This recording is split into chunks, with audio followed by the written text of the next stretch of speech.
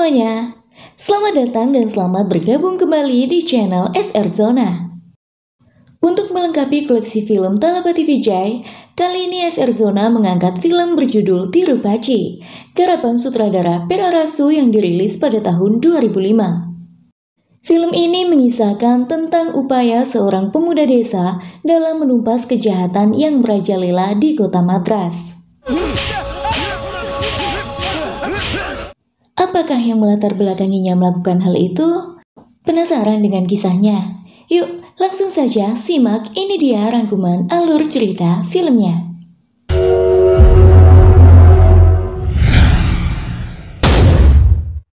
Film diawali dengan banyaknya orang menunggu kedatangan si pembuat parang yang bernama Sivagiri untuk memulai perayaan Masi Magam di desa Tirupachi.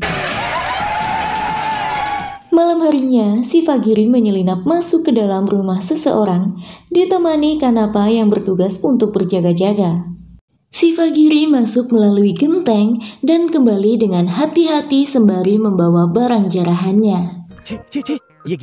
Di rumahnya, adiknya yang bernama Kerupe telah menunggu. Sivagiri memberikan hasil jarahannya yang berupa juntayan rambut seorang wanita. Kerupe nampak senang dengan hasil kerja kakaknya. Ternyata itu adalah rambut teman Kerupe bernama Mina yang telah membanggakan panjang rambutnya di depan Kerupe. Karena kesombongan Mina itulah, Kerupe meminta Sivagiri memotong rambut Mina kemudian meludahinya. Esoknya warga desa berkerumun di rumah yang telah dijarah oleh Sivagiri. Dan ternyata Sivagiri telah salah memangkas rambut ibu Mina. Betapa terkejutnya Kerupe dan Sivagiri saat melihat rambut Mina masih utuh. Kerupe begitu senang mengenakan kemeja kakaknya. Ibu dan neneknya sampai lelah menegurnya. Suatu hari datang seorang yang ditugaskan untuk mencarikan jodoh Kerupe. Namun karena Sivagiri begitu menyayangi adiknya, ia tidak ingin sembarang orang melamar Kerupe. Sivagiri begitu protek akan keselamatan serta kebahagiaan adik sematawayangnya itu. Yang terpenting bagi Sivagiri adalah tempat calon mempelai pria, karena ia ingin adiknya mendapatkan tempat yang lebih bagus dan layak dari tempat tinggal mereka saat ini. Desa Karicampati adalah desa yang akan Sivagiri survei saat itu untuk memastikan bahwa calon mempelai pria benar-benar layak untuk adik tersayangnya. Namun ketika tiba di desa Karicampati, sempat terjadi sebuah insiden yang membuat Sivagiri dan Kanapa nyaris kehilangan nyawa mereka pada saat festival pengorbanan di sana. Sivagiri telah membuat 10 ekor kambing kurban mereka lepas. 10 ekor kambing dihargai dengan 1 nyawa manusia. Itulah mengapa mereka hendak memenggal kepala Sivagiri dan Kanapa. Beruntung mereka bisa melarikan diri dari ancaman warga desa Karicampati. Ketika sampai di rumah, Sivagiri hendak menghajar orang yang memberitahunya tentang desa Karicampati. Karena orang tersebut hampir saja mengantarkan Sivagiri menyetorkan nyawanya. Lalu nenek Sivagiri pun menghentikan mereka dan berkata kepada Sivagiri, "Apa kamu pikir ayahmu adalah Raja Mysore, ibumu Ratu Elizabeth, dan adikmu Putri Diana, sehingga kamu harus sibuk menyeleksi tempat asal calon mempelai Kerupe?" Kemudian Sivagiri juga menjelaskan, jika tampak luka di tangan seorang pria, itu pertanda dia adalah seorang pekerja keras. Namun jika tampak luka di tangan seorang wanita, itu pertanda dia menderita. Karena itulah Sivagiri ingin calon mempelai pria untuk adiknya berasal dari tempat dengan fasilitas umum yang memadai. Seorang pemuda sedang berdoa memohon jodoh, dan ketika ia memecahkan kelapa sebagai persembahan, tak sengaja pecahan kelapa tersebut mengenai Kerupe yang saat itu hendak pulang dari mencari kayu. Karena merasa gadis di hadapannya itu adalah jodohnya, pria tersebut mengikuti Kerupe hingga ke rumahnya. Lalu Kerupe masuk memanggil kakaknya. Sifagiri langsung menindak pria tersebut dan melemparnya di antara tumpukan parang. Beruntung ketika Sifagiri hendak menghajarnya, pria tersebut mengaku berasal dari kota Madras saat ditanya tempat asalnya. Sebelumnya, pria tersebut mengaku menyukai Karupe dan ingin menikahinya. Sifagiri yang tahu bahwa Madras saat ini berjuluk Chennai merupakan kota dengan fasilitas memadai, langsung meminta maaf. Setelah memastikan tempat tinggal calon mempelai Karupe, Sifagiri dan keluarganya pun menyetujui pernikahan Karupe dengan pria tersebut. Pesta pernikahan digelar dengan sangat meriah.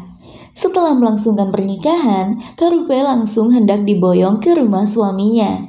Karupe mengemas semua barang dan pakaiannya termasuk kemeja kakaknya. Ikatan kasih sayang antara Karupe dan Sifagiri begitu kuat. Bersama Kanapa, Sifagiri menemani pengantin baru tersebut pulang ke Madras. Tiba di rumah suami Karupe, ia bertemu seorang gadis cantik yang menyambut mereka bernama Subha. Subha adalah tetangga suami Karupe yang sudah seperti saudara sendiri. Akhirnya Sifagiri dan Subha pun saling jatuh cinta. Saat sedang menyiram tanaman di lantai atas rumah suami Karupe, Sifagiri dan Kanapa melihat seseorang tengah terikat di sebuah tiang dengan petasan menyala yang dililitkan pada tubuhnya. Kala itu Sifagiri melihat sesuatu yang janggal, karena banyak orang hanya menonton tanpa menolong saat sekelompok preman menyerang seseorang. Seketika Sifagiri menendang tandon air untuk menyelamatkan pria tersebut dari petasan yang menyala. Melihat kejadian tersebut, Sifagiri bertanya pada iparnya, mengapa tak ada satupun orang yang menolong ketika orang lain dalam kesulitan? Namun suami Karupe menjawab bahwa kehidupan desa berbeda dengan kehidupan kota. Di kota tidak cukup jika mereka bersikap baik, tapi mereka juga harus bersikap baik kepada orang jahat. Dan di kota, mereka harus tetap melihat saja sekalipun ketidakadilan sedang terjadi di hadapan mereka. Karena jika mereka mulai memikirkannya, justru mereka akan kehilangan kedamaian hidup. Di tempat lain, sekelompok orang memaksa masuk ke rumah Ayer. Ayer adalah orang tua yang rumah lantai atasnya digunakan sebagai rumah bordil oleh salah satu preman kota Madras. Mereka berbuat gaduh dengan menggoda dua anak gadis Ayer. Setelah kejadian itu, Ayer bertemu Sifagiri dan menceritakan semuanya. Karena polisi tidak juga menindak para preman tersebut, Ayer bermaksud meminta dukungan seseorang untuk menolongnya. Namun saat itu, suami Karupe datang dan memohon pada pria tua itu untuk meninggalkan rumahnya karena ia tak ingin terlibat dalam urusan yang berisiko menyeretnya dalam masalah besar. Ayer pergi dengan segala sumpah untuk mereka yang tidak menolongnya.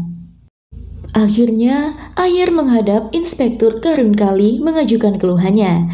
Namun ternyata Karun Kali membocorkannya pada Sanian Sagadai, preman yang menjalankan rumah bordil di lantai atas tempat tinggal Ayer. Dan saat itu juga, Sagadai mengirim anak buahnya untuk memperingatkan Ayer. Mereka datang menyeret Ayer keluar rumahnya untuk dijadikan tontonan. Parahnya, mereka mematahkan tangan pria tua itu. Sifagiri yang hendak menolongnya dimasukkan ke dalam rumah dan dikunci oleh warga supaya tidak ikut campur urusan Ayer dan anak buah Sagadai. Setelah para preman pergi dan kejadian selesai, warga membuka kunci pintu. Sifagiri keluar dan protes atas sikap mereka yang acuh melihat sekelompok preman melukai orang tua. Namun warga menjawab, mereka tidak bisa berbuat apa-apa demi kelanjutan hidup mereka, karena para preman itu sudah banyak merenggut nyawa sanak saudara mereka. Jika Sifagiri melawan mereka, maka pasti mereka akan menyerang Karupe dan hanya menyisakan abunya saja. Mendengar hal itu, Sifagiri hanya tertegun. Ternyata kehidupan di kota tak sesuai dengan apa yang ia harapkan, bahkan jauh lebih damai tinggal di desanya. Oleh karena itu, Sifagiri berniat mengajak pulang Karupe beserta suaminya. Namun, suami Karupe tidak dapat meninggalkan Madras karena sudah banyak yang ia depositkan di kota itu. Bahkan, tempat tinggalnya saat ini pun masih dalam proses cicilan pelunasan. Semua ia peroleh dengan kerja keras. Dan demi keselamatan Karupe, suami Karupe meminta Sifagiri untuk tidak berpikir lebih tentang Madras. Esoknya Sifagiri dan Kanapa hendak kembali ke desanya. Sebelum pulang, Sifagiri berpamitan kepada Subha. Lalu Subha memberinya seikat gelang sebagai kenang-kenangan. Subha menyebutnya itu adalah jimat perlindungan. Dan Sifagiri juga menitipkan Karupe pada Subha. मेरी बहन का ख्याल रखना, क्योंकि यहाँ मेरी. Berangkatlah Sifagiri dan Kanapa ke kampung halaman mereka, meninggalkan kota Madras. Esoknya, kelompok preman anak buah Panparak Raffi mengacau di kantin suami Karupe. Suami Karupe yang tak tahan lagi akhirnya mengajukan keluhan kepada kepala sekolah. Hal itu menyebabkan Raffi mendatangi rumah suami Karupe dan menghajarnya. Selain itu, Raffi juga hendak mencelakai Karupe dan anak yang dikandungnya. Beruntung saat itu telepon berdering mengusir para preman tersebut. Sifagiri menelpon Karupe. Karupe yang masih mengalami syok pasca kejadian mengerikan tersebut secara terbata-bata berbicara dengan kakaknya.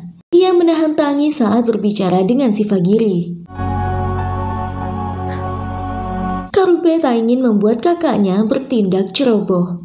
Esoknya, Kanapa mengabarkan bahwa orang tuanya hendak mengirimnya ke Dubai untuk bekerja selama 5 tahun. Kanapa yang tidak rela berpisah dengan sahabatnya itu enggan berangkat. Namun kemudian, dengan bijak, Sifagiri memberikan pengertian kepada Kanapa. Tapi sebelum itu, Kanapa harus pergi ke Madras lebih dulu. Scene berganti di rumah suami Karupe. Karupe terjaga saat mendengar pintu rumahnya diketuk tengah malam. Namun karena masih takut setelah preman mendatangi rumah mereka, ia mengira itu hanya halusinasinya saja. Kemudian Karupe mengambil dan memakai kemeja Sifagiri. Karena malam itu ia sangat merindukan kakaknya. Lalu terdengar lagi suara pintu diketuk. Dengan hati-hati, Karupe membukanya. Dan betapa terkejutnya ia melihat kakaknya datang. Karupe langsung memeluk kakaknya dan menangis sesenggukan. Sifagiri dan Kanapa terkejut melihat suami Karupe keluar dengan lilitan perban di kepala. Saat ditanya, ia beralasan habis tergelincir dan jatuh dari kendaraan. Jawaban tersebut berhasil menghapus kecurigaan Sifagiri. Esok paginya, Subha mendatangi Karupe untuk menanyakan tentang Sifagiri. Subha tidak tahu bahwa Sifagiri telah tiba tadi malam. Sifagiri memberi Subha kejutan atas kedatangannya dan betapa bahagianya Subha mengetahui hal itu. Sepulang dari pasar, Sifagiri dan Kanapa melihat rumah air seperti telah tak berpenghuni. Subha yang tak sengaja berpapasan dengan mereka menjelaskan jika setelah kehilangan tangannya, air sekeluarga pergi meninggalkan tempat itu. Entah ia hidup atau mati pun tak ada yang tahu. Kemudian scene beralih di rumah Karupe. Saat itu Sifagiri dan suami Karupe sedang bersantap. Namun Kanapa merajuk ingin menonton bioskop sebelum ia berangkat ke Dubai esok.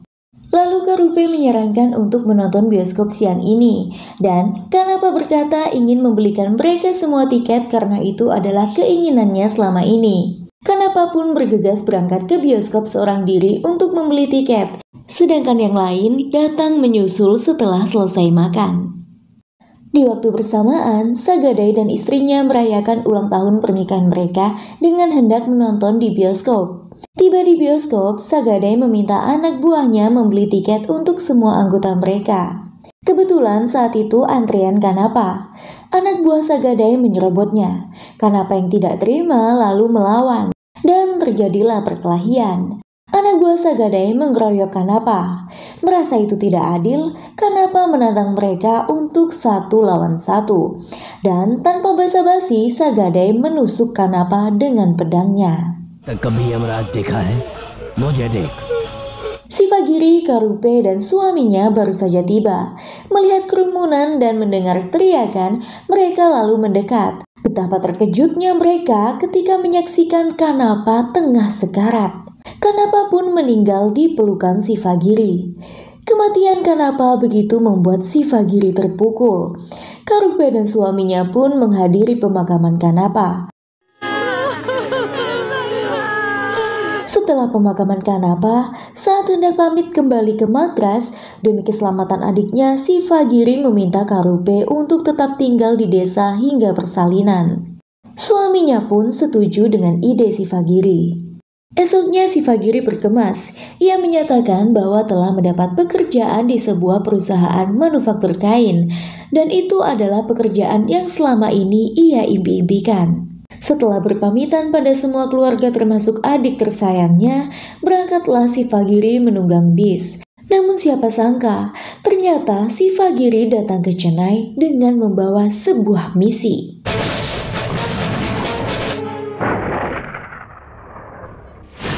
Inspektur Karun Kali mendatangi Sagadai memberitahu bahwa seseorang telah mengajukan keluhan untuk pengosongan tempat bordilnya.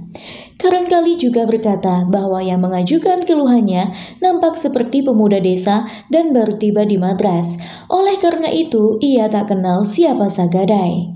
Lalu Karun Kali memprovokasi Sagadai untuk segera turun tangan. Seperti biasa, polisi korup tersebut membocorkan keluhan-keluhan orang yang mengajukan pada Sagadai. Detik itu juga Sagadai memerintah anak buahnya untuk membunuh pemuda yang dimaksud. Tibalah mereka di rumah air. Salah satu dari mereka turun menggebrak pintu. Namun yang ada, saat pintu terbuka, sebuah tendangan melemparnya hingga menabrak gardu listrik dan tersengat alirannya. Seorang pemuda keluar berpenampilan menutup wajahnya dengan riasan salah satu patung dewa. Pemuda itu adalah Siva Giri. Kemudian ia menelpon Karun Kali melaporkan perkelahian yang terjadi. Setelah itu, barulah ia menghabisi satu persatu anak buah Sagadai. Saat Karun Kali tiba, Siva Giri tengah mematahkan tangan salah satu anak buah Sagadai. Karun Kali mengeluarkan pistol dan hendak menembak Siva Giri, namun gerakan Siva Giri lebih cepat menyerangnya. Karun Kali pun jatuh beserta pistolnya. Lalu Siva Giri mengambil pistol tersebut dan menembak anak buah Sagadai secara membabi buta. Terakhir, ia menghabisi Karun Kali, sang polisi korup dengan parang yang ujungnya tertancap buah lemon. Jika ia menebas hanya dengan parang, maka itu menjadi kasus pembunuhan. Namun jika ujung parang tertancap buah lemon, maka itu disebut pengorbanan yang agung. Setelah 20 anak buah Sagadai ia habisi, Siva Giri menelpon Sagadai memperingatkan bahwa ia adalah bel maut Sagadai dan hanya wajahnya yang mampu membunuh Sagadai. Siva Giri juga menelpon asisten komisaris Rajguru untuk memberitahu bahwa ia akan membasmi semua preman kota Madras. Karena selama ini, Departemen Kepolisian telah gagal melakukannya. Kepolisian menganggap ini adalah kasus pembunuhan, tapi Siva Giri menganggapnya sebagai prosesi Giri yang telah mendapat izin dan berkah Tuhan untuk menumpas kejahatan. Belakangan, teman Siva Giri bernama Velu Chami yang merupakan seorang inspektur polisi mengetahui hal ini. Velu Chami memperingatkan Siva Giri untuk meninggalkan misinya dan kembali ke desa atau kalau tidak, ia akan menangkapnya. Lalu Siva Giri menantang Velu Chami untuk membuktikan jika ia benar-benar seorang polisi sejati, dapatkah ia memenjarakan salah satu preman Madras tersebut setidaknya dalam 24 jam. Jika ia mampu melakukannya, maka Siva Giri akan datang langsung menyerahkan diri dan mengakui kasus pembunuhannya. Nyatanya Velu Chami gagal menjalankan tantangan tersebut. Saat ia memenjarakan satu preman anak buah Patasubalu, ia kehilangan putranya. Hal itu membuat Velu Chami mendukung dan membantu misi Siva Giri, termasuk memberikan data seluruh jaringan mafia Chennai berikut pemimpin gengnya. Siva Giri memulai misinya dengan menulis nama 3 pimpinan geng preman Chennai, yaitu Sanyan Sagadai, Patasubalu, dan Pan Parakravi, pada selembar kertas di sebuah kuil. Secara acak nama terpilih adalah Balu. Dengan amarah, Balu mendatangi asisten komisaris untuk mencari tahu siapa yang mengancamnya melalui telepon mengaku sebagai Giri Valam. Tingkah Balu membuat asisten komisaris hendak menembaknya. Merasa keluhannya tak diindahkan, Balu menculik putri asisten komisaris. Penculikan putri asisten komisaris tersebut terdengar oleh Siva Giri. Felucami menyampaikan pada Sivagiri jika ia menyelamatkan putri asisten komisaris, jangan lupa membunuh Balu setelahnya. Kepolisian yang memanggilnya penjahat akan mengingat namanya di dalam hati mereka. Sivagiri pun beraksi. Sebagai Girivalam, ia menelpon Balu mengancamnya bahwa ia telah menculik salah satu anak buah Balu. Kemudian menyalakan petasan di samping telepon hingga ledakannya memecahkan gendang telinga Balu. Lalu Balu menyuruh anak buahnya mendatangi lokasi dari tempat panggilan telepon dibuat oleh Sivagiri. Tiba di sana, anak buah Balu menemukan seorang pria terluka yang menyebut nama Girivalam. Tak lain, pria itu adalah Sivagiri. Sivagiri mengaku bahwa sosok Girivalam melukainya karena mengira ia adalah anak buah Balu. Atas perintah Balu, mereka membawa Sivagiri ke markas tempat mereka menculik anak asisten komisaris untuk mengidentifikasi sosok Girivalam. Dan tiba di sana, Sivagiri pun menunjukkan bahwa dirinya lah Girivalam. Sengaja ia memanipulasi luka di tubuhnya untuk mengetahui markas mereka, menyelamatkan putri asisten komisaris, dan membunuh Patasu Balu, berikut anak buahnya. Kemudian terjadilah perkelahian antara mereka. Sivagiri berhasil menyelamatkan putri asisten komisaris lalu menyuruhnya segera pergi. Baru kemudian ia menghabisi Patasu Balu. Suatu hari di sebuah kuil, Subha tak sengaja bertemu Sivagiri dan menemukan bahwa Sivagiri ternyata tidak bekerja di perusahaan manufaktur kain manapun. Namun Sivagiri berhasil membuat Subha percaya bahwa ia bekerja di sebuah perusahaan perjalanan. Tapi Sivagiri meminta Subha untuk tidak memberitahukannya kepada siapapun. Subha pun menyanggupi dengan syarat mereka harus bertemu setiap hari Minggu antara pukul 5 sampai 6 sore. Sivagiri pun menyetujuinya. Misi selanjutnya, Sivagiri mengirim surat yang telah diterjemahkan dalam bahasa Inggris pada Sagadai. Sagadai dan kelompoknya tidak ada yang memahami bahasa Inggris, kesulitan menerjemahkan isi surat tersebut. Kemudian datang Sivagiri menyamar sebagai sales menawarkan produknya dalam bahasa Inggris. Lalu Sagadai pun memintanya untuk menerjemahkan isi surat tersebut. Surat itu berisi peringatan untuk Sagadai agar meninggalkan Madras sebelum 1 Januari, karena pada 31 Desember akan menjadi hari kematiannya. Begitu pula halnya dengan Panparagrafi, Sivagiri juga melayangkan surat ancaman kepadanya. Kemudian memprovokasi Raffi membunuh saudaranya dengan menempelkan poster pemakaman Raffi dan membuatnya berpikir bahwa saudaranya lah yang membunuh komplotan mereka di seluruh Chennai. Setelah kematian saudaranya tersebut, Raffi baru menyadari bahwa Girivalam yang melakukannya. Merasa dirinya terancam, ia bersembunyi di rumah seorang politisi agar aman. Politisi tersebut menyabotase kerusakan mobilnya supaya mendapat perlindungan polisi dengan membuat mereka percaya bahwa seseorang telah menyerangnya. Politisi mengunci dan menyembunyikan Raffi di salah satu ruangan lantai atas rumahnya. Namun, Felucami mengetahui hal tersebut dan memberitahukan kepada Sivagiri. Karena Felucami tidak dapat membubarkan perlindungan polisi, akhirnya Sivagiri mengirim sekelompok orang yang sedang berunjuk rasa atas penipuan dengan mengatakan bahwa yang mereka cari sedang bersembunyi di rumah seorang politisi dan tengah mendapat perlindungan polisi. Bersama mereka, Sivagiri menyelinap masuk rumah politisi tersebut dan membunuh Raffi. Sementara itu, Raj bertanya pada setiap orang yang terlibat dalam unjuk rasa tersebut mengenai identitas Girivalam. Namun tak ada seorang pun yang mau memberitahukan karena mereka berpikir Girivalam telah melakukan tugas polisi. Sementara polisi tidak melakukan apa-apa dan menunggu gaji mereka saja. Bahkan Putri Raj pun rela mati daripada mengungkap identitas Sivagiri yang telah menyelamatkannya dari Balu. Misi terakhir Sivagiri adalah membunuh Sagadai. Saat itu Sagadai telah mencari perlindungan dari komplotan preman massal di Chennai. Namun, justru itu merupakan kesempatan bagus bagi Sivagiri untuk menghancurkan sarang kriminal Chennai. Sivagiri menyulut perang kelompok antara polisi dan geng kriminal dengan cara yang sangat diplomatis. Ia mengancam seorang politisi melalui telepon sebagai Sagadai. Kemudian politisi tersebut mengirim pasukan polisi ke rumah Sagadai untuk membubarkan para preman. Velucami membantu misi Sivagiri dengan melukai dirinya dan menuduh salah satu preman telah menyerangnya. Lalu, Raj pun memerintah untuk membalas para preman tersebut. Sivagiri memasuki rumah Sagadai dengan memakai seragam polisi.